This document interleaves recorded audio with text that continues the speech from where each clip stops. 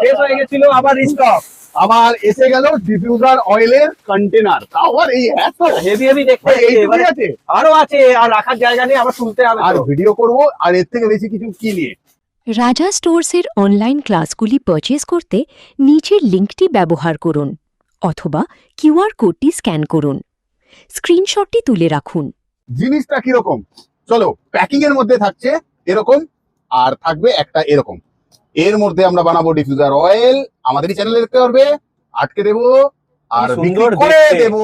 কি সুন্দর বলতো আর দেখতে। যখন আমরা ইউজ করবো, যারা এটা কিনবে তারা কি করবে, এই ক্যাপটাকে সরিয়ে দিয়ে এরকম ভাবে বন্ধ করে দিয়ে টাঙিয়ে যে কোনো দেবে। জায়গায় টাঙিয়ে দেবে।